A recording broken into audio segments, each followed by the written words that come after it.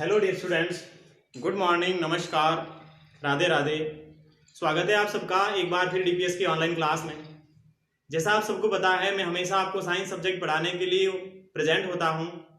उम्मीद है आपसे कि आप भी मेरे साथ साथ में अवश्य ही पढ़ाई कर रहे होंगे।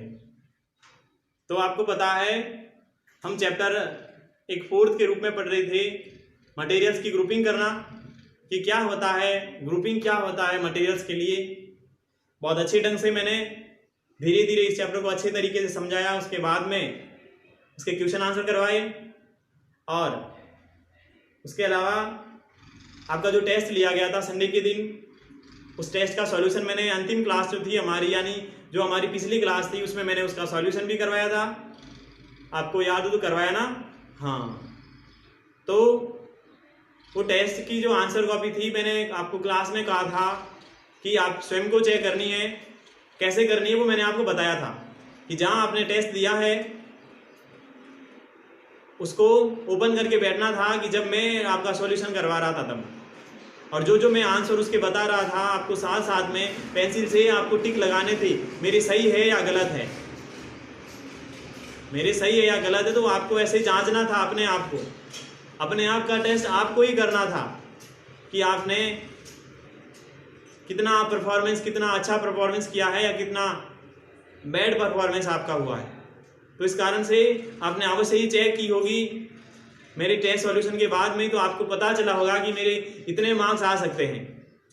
इस कारण से अब आपको आपकी कंडीशन का, आपकी खुद की कंडीशन का पता चल गया कि मेरे को कितना लर्न है या मेरे को कितना लर्न नहीं है। पता चल गया होगा ना? हाँ, अवश्य ही चल गया होगा। तो मुझे उम्मीद है आपके अच्छे मार्क्स आए होंगे और आपने चीटिंग नहीं की होगी। अब आपको मुझे पता है कि चीटिंग करने से भी क्या हो जाएगा बेटा, कुछ नहीं होने वाला है। अगर चीटिंग कर लोगे तो सारे में से सारे मार्क्स आ जाएंगे, यही होगा, या फिर आपको कोई अवार्ड दिया जाएगा। अगर आपने चीटिंग करके सारे सही कर लिए, फिर आप सर को बोल देंगे कि मेरे तो सर सब सही थे। मैं पूछता हूं कहाँ, तो ये देख लो सर मेरे सब सही थे। अगर चीटिंग से वो सारे मार्क्स लाए हो आप, तो ये बहुत गलत काम है आपका। भले ही आपने सारे मार्क्स लेकर आ गए हो, बट अब आपको कोई पुरस्कार थोड़ी दिया जाएगा, या फिर चीटिंग करने से सारे नंबर लेके आ गए पूरे में से पूरे और हम आपको पुरस्कृत करेंगे। ऐसा नहीं होता है। हो सकता है आपने ऑनेस्टली से काम किया हो और उसके अंदर आपके कुछ क्वेश्चन आंसर जो आपने आंसर दिए वो गलत हो सकता है कि कुछ गलत होने के कारण सपोज करो 10 में से 7 नंबर ही आए हो, तो उसमें क्या हो जाएगा? उसमें आपको कोई बहुत ज़्यादा हार्ड पनिशमेंट थोड़ी दिया जाएगा कि आपके नंबर कम क्यों आए। बट सबसे ज़रूरी क्या है? वो ज़रूरी है कि जो सर ने आप पर बिलीव किया था उस पर आप खरे उतरे हो। सर ने आप पर बिलीव किया था कि बच्चे बिना चीटिंग के काम करेंगे। अब सर को तो पहले ही पता था कि आपको टेस्ट घर से देना है, बच्चा चीटिंग कर सकता है। सर आपके पास में थोड़ी बैठे थे। आप अपने पेरेंट्स को तो ऐसे कहूँ तो ऐसे कह दोगे कि मैं टेस्ट नहीं दे रहा हूं, मैं तो मेरा काम कर रहा हूं, और फिर आप बुक खोल कर बैठ जाओगे तो आपके पेरेंट्स आपको मना थोड़ी करेंगे कि ये बच्चा टेस्ट दे रहा है। हा? तो बस ये बात है, हम ऐसा कहते हैं कि सर ने आप पर भरोसा किया था, आप पर विश्वास जताया था कि बच्चे चीटिंग नहीं करेंगे, और अगर आपने ऐसा किया है, चाहे आपके 2-3 मार्क्स कम आए तो भी कोई बात नहीं। अगर कम आएंगे तो अब की बार ज्यादा आ जाएंगे। अगर इस बार कम आ गए तो आपको पता चला ना कि मेरे ये गलत आ गया है, इस कारण से मेरे नंबर कम आए हैं। मैं आगे वाले टेस्ट के अंदर उसको और परफॉर्मेंस करा तो आगे वाले में अच्छे आ जाएंगे बस। जबकि इस बार तो दे करके चीटिंग करके सारे में से सारे लेकर आ गए, फिर आपको याद तो नहीं, आपको लर्न नहीं, फिर भी नंबर पूरे में से पूरे आ गए, तो आप अगली बार के लिए लर्न थोड़ी करोगे। आप तो अगली बार भी ऐसा ही सोचोगे कि मैंने जिस प्रकार पहले चीटिंग की थी वैसे अब की बार भी कर लूंगा और पूरे में से पूरे नंबर लेके आ जाऊंगा। तो ये अपने आप के साथ में धोखा है। या अगर आपके दिमाग में ऐसा सोच रहे हो कि मैं चीटिंग करके पूरे में से पूरे नंबर लेके आ जाऊंगा, फिर मैं सर को दिखा दूंगा कि सर देख लीजिएगा, मैंने ये रही देखो मेरा टेस्ट का कितना अच्छा परफॉर्मेंस था। बट उसे कुछ नहीं होने वाला है। डिपेंड उस पर करता है कि आपको लर्न कितना है, बस यही डिपेंड करता है आप पर कि आपको लर्न कितना है। बाकी चाहे चीटिंग करके टेस्ट दो या चाहे मार्क्स कम आए हो, बात एक ही है, ठीक है ना? तो उम्मीद है आपसे, आपने ऐसा काम नहीं किया होगा, आपने जो सर ने आप पर बिलीव किया था, उस बिलीव को आपने तोड़ा नहीं होगा। ठीक है ना। अब मैं ज्यादा टाइम वेस्ट नहीं करूंगा और मैं सीधा हमारे चैप्टर पर आ रहा हूं। जो चैप्टर आपको याद हो तो हम पढ़ रहे थे ग्रुपिंग ऑफ मटेरियल्स। इस चैप्टर को हमने पूरा पढ़ लिया था। फिर जो एक क्लास थी उसमें मैंने शायद क्वेश्चन आंसर करवाए थे या नहीं करवाए थे? शायद नहीं करवाए थे ना। हाँ, नहीं करवाए थे। चैप्टर तो पूरा हो गया था बट क्वेश्चन आंसर तो नहीं करवाए थे। तो आज हम ऐसे कुछ 2-3 क्वेश्चन करते हैं जो उस चैप्टर से रिलेटेड है। आपकी बुक में नहीं है बट आपके चैप्टर से रिलेटेड है। इस कारण से मैं कुछ 2-3 क्वेश्चन आपको करवा रहा हूं विद सॉल्यूशन। आंसर के साथ में करवाऊंगा, चिंता करने की बात नहीं है। आंसर के साथ में ही करवाऊंगा। तो आपको क्या करना है, नोट करना है। लिखो, देखो बेटा, पहला क्वेश्चन लिखना है कि what do you mean by classification. आप क्लासिफिकेशन से क्या समझते हो? What do you mean by CLASSIFICATION classification. आप क्लासिफिकेशन से क्या समझते हो? आप क्या समझते हो आपको बताना, यानी कि कुल मिलाकर के डेफिनेशन देनी है क्लासिफिकेशन की। क्लासिफिकेशन क्या होता है? वर्गीकरण होता है। क्या होता है? वर्गीकरण होता है। तो एक क्लासिफिकेशन एक पदार्थ की ऐसे ही कह सकते हैं ग्रुपिंग होती है या सॉर्टिंग होती है। अगर कोई उसके आधार पर कोई वस्तु अलग है, उसके अंदर अलग उसकी अलग प्रॉपर्टी है तो उसको आप अलग करोगे, उसकी अलग प्रॉपर्टी तो आप उसको अलग करोगे। जैसे मैं क्या सपोज करो, मैं आपको बहुत सारी चेयर दे देता हूं, कुछ चेयर्स प्लास्टिक की बनी हुई है, उसके अलावा कुछ चेयर्स जो है वो लकड़ी की बनी हुई है, वुड से बनी हुई है, कुछ चेयर उसके अंदर से लोहे की बनी हुई है, कुछ उसके अंदर से एल्यूमिनियम की बनी हुई है। ये ऐसे मैंने अलग अलग प्रकार की आपको मिक्स में दे दी इतनी सारी चेयर। फिर मैं कहूंगा आपको कि इसको आपको अलग अलग करना, आपको उसका क्लासिफिकेशन करना है। तो आप उसका क्लासिफिकेशन कैसे करोगे? दिखने में वो सारी सेम है, कलर उसका सब सेम है, तो आप कैसे वर्गीकरण करोगे? आपके दिमाग में सीधा यही क्वेश्चन बनेगा कि सर मैं कैसे वर्गीकरण करूंगा कि वो किन से बनी हुई है। जो प्लास्टिक की बनी हुई है उसको मैं अलग रखूंगा, जो लोहे से बनी हुई है उसको मैं अलग रखूंगा, जो एल्यूमिनियम से बनी हुई है उसको अलग रखूंगा, जो लकड़ी से बनी हुई है उसको अलग रखूंगा। तो बेटा यही क्लासिफिकेशन कहलाता है। क्लासिफिकेशन यही होता है कि कुछ ना कुछ विशेषता के आधार पर वस्तुओं को अलग अलग कर देना। कुछ विशेषताओं के आधार पर वस्तुओं को अलग अलग करना ही क्लासिफिकेशन कहलाता है। तो लिखो अभी answer, classification is the CLASSIFICATION classification is the GROUPING, या तो ग्रुपिंग या SORTING सॉर्टिंग। ग्रुपिंग का मीन्स होता है समूह बनाना और सॉर्टिंग का मीन्स होता है चुनना, अलग अलग चुनना। सॉर्टिंग टुगेदर, साथ साथ में, sorting TOGETHER together of things, processing PROCESSING processing, similar और डिसिमिलर SIMILIAR, या तो सिमिलर या SIMILIAR, या तो सिमिलरिटी पर अलग करोगे या डिसिमिलरिटीज पर अलग करोगे।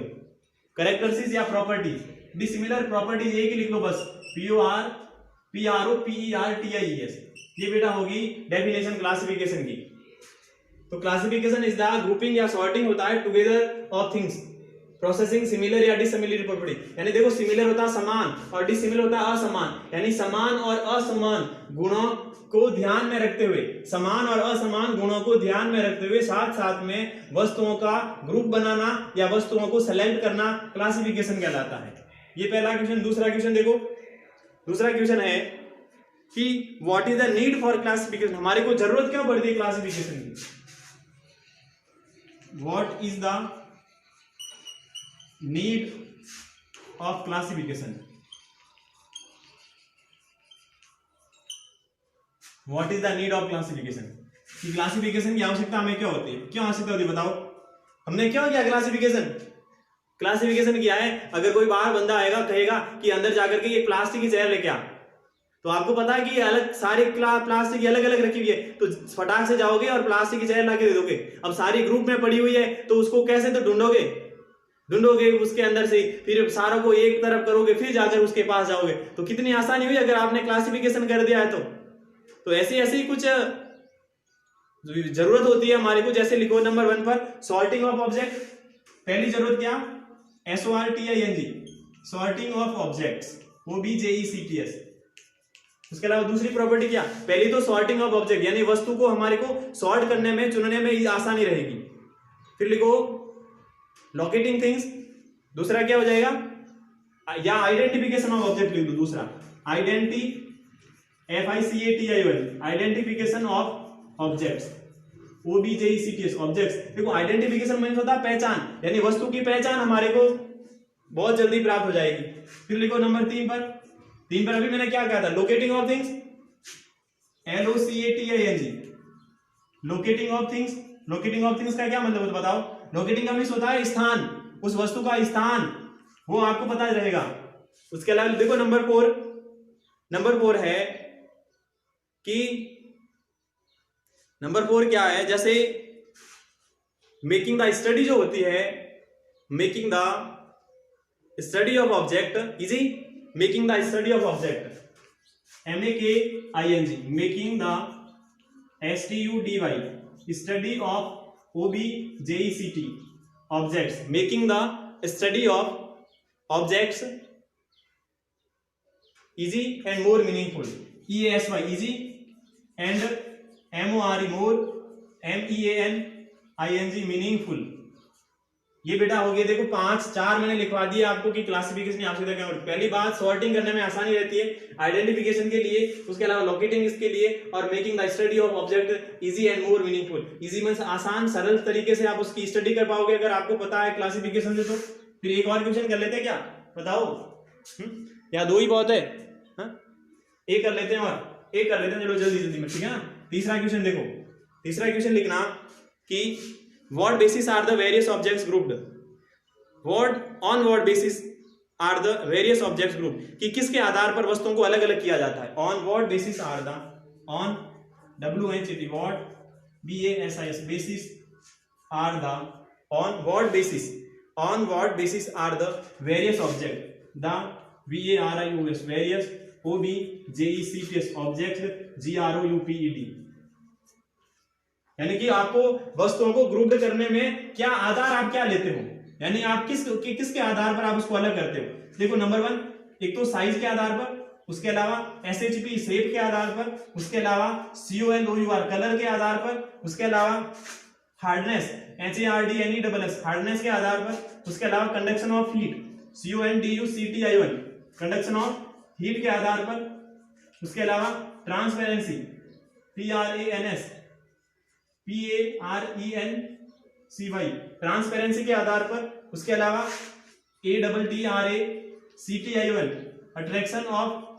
Attraction towards TOWARDS towards a magnet, इसके आधार पर MAGNET। उसके अलावा solubility in water SOLUBILITY solubility in water etcetera. इतने सारे देखो ये बेस होते हैं, इतने सारे आधार होते हैं, उसके आधार पर आप क्या कर सकते हो, तो आप क्लासिफाई कर सकते हो, यानी ग्रुप्ड कर सकते हो। इस प्रकार से मैंने 3 क्वेश्चन लिखवाए हैं आपको वितांश, और आपको होमवर्क में यही करना है। बाकी का ये जो क्वेश्चन है हमारे 4 चैप्टर के, वो हम हमारी कल की क्लास में करेंगे। आज मैंने आपको सिंपल से क्वेश्चन करवाए हैं, ये आपको करना है। अब आपसे विदा लेता हूँ, कल वापस लौटता हूँ। तब तक के लिए बेटा भगवान से प्रार्थना करूंगा आपको स्वस्थ रखें, आपके परिवार को स्वस्थ रखें। अब चलता हूँ, bye bye, have a nice day, thank you.